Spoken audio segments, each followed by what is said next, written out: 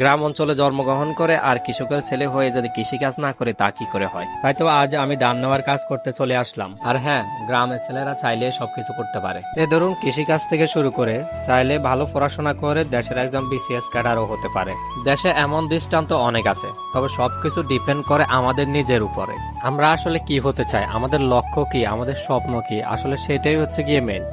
আমাদের স্বপ্ন এবং লক্ষ্য যদি ঠিক থাকে তাহলে আমরা লাইফে যে কোনো মুহূর্তে যে কোনো সময় আমরা আমাদের সফলতা অর্জন করতে পারবো। সফলতার প্রথম ধাপ কি জানেন? মা বাবার দোয়া। যে সন্তানের উপর তার মা বাবার দোয়া আছে, আমি মনে করি সেই সন্তান পৃথিবীর সবচেয়ে বড় সফল ব্যক্তি। পৃথিবীতে এমন কোনো বাবা মা নেই যে তার সন্তানের ভালো চায় না। প্রতিটি বাবা মায় চায় তার সন্তান ভালো থাকুক, সুখে থাকুক, শান্তিতে থাকুক এবং জীবনে ভালো কিছু করে অনেক বড় হোক। ঠিক তেমনি ভাবে পৃথিবীর প্রতিটি সন্তানই চায় তার বাবা মাকে ভালো রাখতে এবং তাদের দোয়া ও ভালোবাসা নিয়ে বেঁচে থাকতে।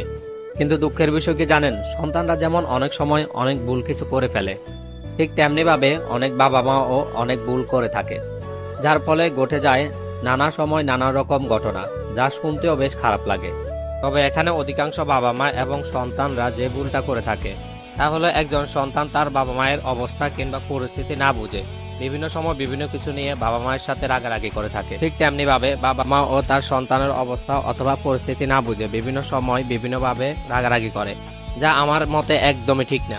আমার মতে সবাই যদি একে অন্যের অবস্থা এবং পরিস্থিতি বোঝার চেষ্টা করি তাহলে হয়তো খারাপ কিছু ঘটার চান্স থাকবে না। তাই আমার প্রতিটি বাবা মার কাছে অনুরোধ থাকবে, আপনারা আপনাদের সন্তানের অবস্থা এবং পরিস্থিতি বোঝার চেষ্টা করবেন।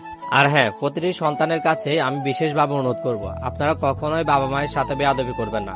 বাবা মা যতই খারাপ হোক, যতই রাগারাগি করুক, মনে রাখবেন বাবা মা কখনোই সন্তানের খারাপ চায় না। আপনার আমার ভালোর জন্যই বাবা মা আমাদের ভুল কিছু দেখলে রাগারাগি করেন, যেন আমরা বড় কোনো ভুল না করি। আশা করি আপনারা আমার কথাগুলো বুঝতে পেরেছেন। তো যাই হোক, আমি কিন্তু আমার বাবা মাকে অনেক ভালোবাসি, আমার বাবা মাও আমাকে অনেক ভালোবাসেন। তাই তো গতকাল রাত্রে আমার আম্মু আমাকে বলতেছে, আগামীকাল তো শুক্রবার, যদি ফ্রি থাকো তাহলে সকালে আসি, একটু কাজ করে যাইও। তারপর আমি বললাম আচ্ছা ঠিক আছে, আমি সকালে আসবো ইনশাল্লাহ। তো সকালে ঘুম থেকে উঠে ফ্রেশ হয়ে নাস্তা করে বাড়িতে চলে আসলাম কাজ করতে। আর বাড়িতে এসে কাজে লেগে পড়লাম। এমনিতে আমার আব্বু আম্মু এই ধান নিয়ে রাত দিন অনেক কাজ করেন, তাদের সাথে আমার ছোট বোন ছোট ভাইও অনেক কাজ করে। যাই হোক, আব্বু আম্মুকে কাজে সহযোগিতা করতে পেরে বেশ ভালো লাগতেছে।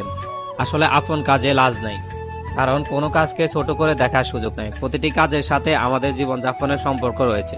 তাই তো আমি প্রাউডলি ধান নেওয়ার কাজ করতেছি।